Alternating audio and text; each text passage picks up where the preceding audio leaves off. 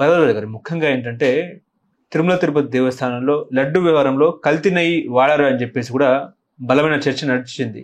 ఇప్పుడు సుప్రీంకోర్టు వేసిన సిట్లో కూడా నిన్న తేలింది ఏంటంటే వైసీపీ హయాంలో బోలేబాబా డైరీ నుండి 250 కోట్లు విలువైన 68 లక్షల కేజీల నెయ్యి కొన్నారు. 19-24 మధ్య 1 లీటర్ పాలు కూడా సేకరించలేదు అన్నట్టు కూడా సుప్రీంకోర్టు ఏర్పాటు చేసిన సిట్లో సంచలన నిజాలు వెలుగులోకి వచ్చాయి.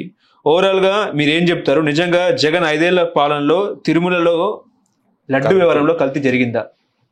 అంటే బోలేబాబా అనే కాంట్రాక్ట్ 2019 నుంచి 24 వరకు నడిచింది అనేది సిట్టు చెప్పినటువంటి విషయం. రెండోది వీళ్ళు అంటే డైరీ ప్లాంట్తో లింక్ అయి ఉన్నటువంటి వ్యవహారం కాదు అది అనేది ఒకటి సిట్టు మాట్లాడింది. మాట్లాడి ఇదంతా జరుగుతోంది బాగానే ఉంది, కానీ ఇక్కడ ఒక ల్యాబ్ ఉంటుంది, తిరుమలలో ఒక ల్యాబ్ ఉంటుంది.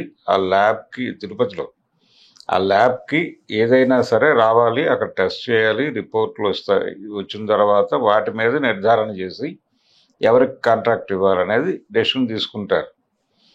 ఆ ల్యాబ్ తనిఖీల్లో ఏదైనా మోసం జరిగిందా అనేది కూడా చూడాలి. అంటే దాన్ని ఏమన్నా ఇన్ఫ్లుయెన్స్ చేశారా అనేది ఒకటి తేలాల్సినటువంటి వ్యవహారం.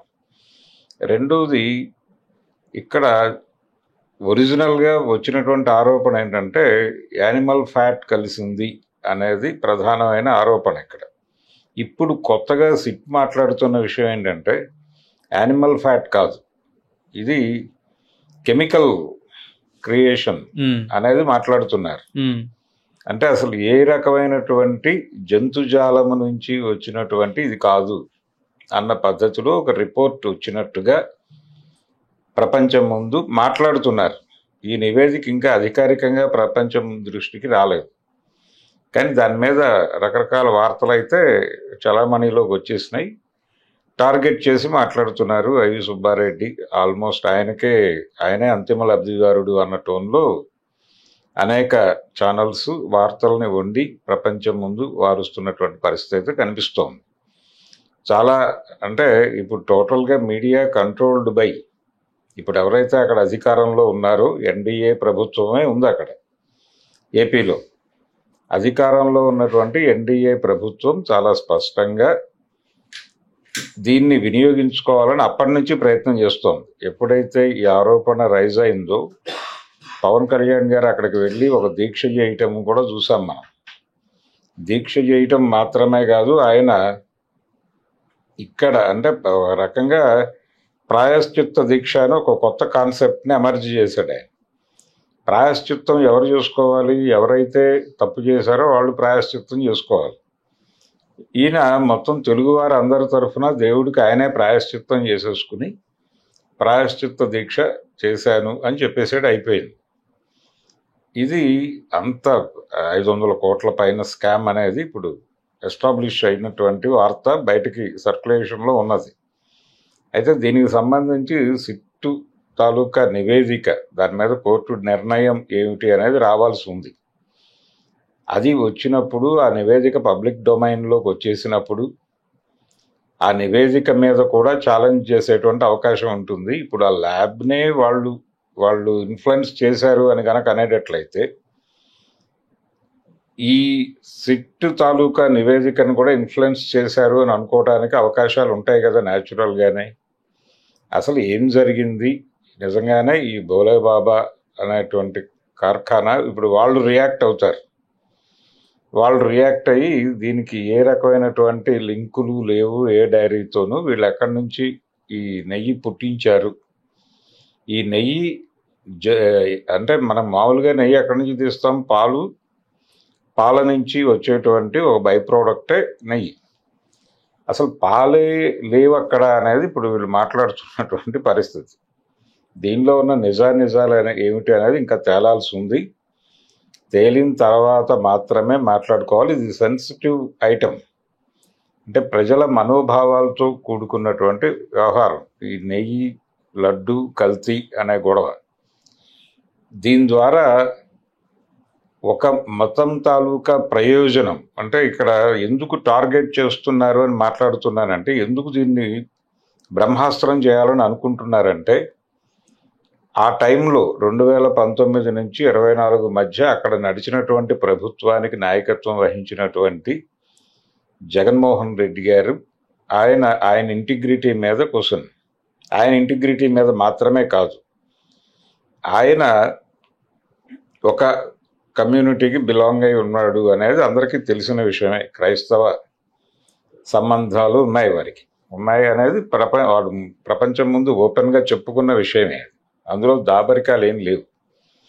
కానీ వీళ్ళకు ఒక హిడెన్ ఎజెండా ఉంది. వీళ్ళు ఏం చెప్పదలుచుకున్నారు, ఎందుకు అలా దాడి చేయదలుచుకున్నారు అంటే చాలా స్పష్టంగా వీళ్ళ నాయకత్వంలో వీళ్ళకి ఏమాత్రము భక్తి గౌరవము లేదు. కాబట్టి అక్కడ నెయ్యి వాడాలి, నెయ్యి ఏదైనా పర్వాలేదు అన్న దూరంలో వ్యవహరించి దాన్ని కాన్షియస్గా పట్టించుకోకపోవడం వలన ఈ కల్తీ జరిగింది అనేది ఎస్టాబ్లిష్ చేయాలనేది ప్రోగ్రాం. ఈ ఎస్టాబ్లిష్ చేయటం ద్వారా ఆ సమూహానికి సంబంధించిన వాళ్ళ మనోభావాలతో వీళ్ళకి ప్రమేయం లేదు. వీళ్ళకి కావాల్సింది మెజారిటీ మతం తాలూకా ఓట్లు. ఆ ఓట్లు తమ వైపు నిలబడతాయి అనే కాన్ఫిడెన్స్తో మైనారిటీలు హర్ట్ అయినప్పటికీ వాళ్ళు తమ సత్యశీలతని ప్రూవ్ చేసుకోవడానికి మరింత అగ్రెసివ్గా తమ కోసం పనిచేస్తారని కూడా నమ్ముతున్నారు. అలా 2 రకాల ప్రయోజనాలు నెరవేరుతాయి. కాబట్టి ఈ నెయ్యి కల్తీ అనే వ్యవహారాన్ని ఎంత వీలైతే అంత రైజ్ చేసి దానికి మంట రాజేసేటువంటి ప్రయత్నం చేస్తున్నారు. ఎన్డీఏ ప్రభుత్వం నుంచి కాన్షియస్గా జరుగుతున్న ప్రోగ్రాం ఇది. అందులో భాగంగానే ఇప్పుడు ఈ సిట్టు నివేదిక అనే పేరుతో రకరకాల వార్తలు వండి ఆ రోజుల్లో జరిగిందంతా దుర్మార్గమే. తిరుమలంతా చాలా దారుణాలు జరిగిపోయినాయి, భగవంతుడికి ఘోరమైన అపచారం జరిగింది, అందుకే ఆయన ఎన్నికల ఫలితాలను అలా తయారు చేశాడని చెప్పి దాన్ని కూడా వెంకటేశ్వర స్వామి ఖాతాలో వేసేదాకా ఈ వ్యవహారాన్ని నడిపేంత సమర్థకులు ఉన్నారు. ఆల్రెడీ ఆ ప్రోగ్రాం నడుస్తోంది. మీడియా కంట్రోల్డ్ బై ఎన్డీఏ అని చెప్పాను నేను ఇందాకే. ఏపీకి సంబంధించినంత వరకు తెలుగు మీడియాని ఇన్ టోటల్ వాళ్ళు శాసిస్తున్నారు మెయిన్ స్ట్రీమ్ ఏరియాలో. పోతే డిజిటల్ ఏరియాలో కొంతవరకు ఇదేమిటి ఈ దాడి ఏకపక్షంగా ఉంది అని మాట్లాడుతున్న వాళ్ళు చాలా అరుదుగా మాత్రమే కనిపిస్తున్నటువంటి పరిస్థితి. వాళ్ళ గొంతు చిన్నదే. అది క్లియర్గా వాళ్ళు అక్కడ బెంచ్ మీద పెట్టారా, అక్కడ వాళ్ళు ఏ డెసిషన్ చేశారు, అక్కడ మళ్ళీ ఆ రిపోర్టును పరిశీలి చేయాలి. ఈ లీగల్ వ్యవహారాలన్నీ కంప్లీట్ అయిన తర్వాత ఒక డెసిషన్ వచ్చాక మాట్లాడాల్సిన విషయాల్ని ముందే ఎందుకు ప్రపంచంలో పెట్టి మాట్లాడుతున్నారు అనే ప్రశ్నకి మనకు వచ్చే సమాధానం ఏంటంటే చంద్రబాబు నాయుడు గారు విస్పరింగ్ క్యాంపెయిన్ చేయడంలో సిద్ధహస్తుడు. ఆయన ఎవరినైనా బ్రాండ్ చేసి దెబ్బ కొట్టాలనేది ప్రోగ్రాం. ఆ బ్రాండ్ చేయటానికి దేన్నైనా ఎలాగైనా వాడేసుకోగల సమర్థుడు ఆయన. ఎన్టీ రామారావు గారినే బ్రాండ్ చేశాడు. ఎన్టీ రామారావు గారిని బ్రాండ్ చేసి లక్ష్మీ పార్వతి అనే ఆవిడ కంట్రోల్లోకి వెళ్ళిపోయాడు ఈయన.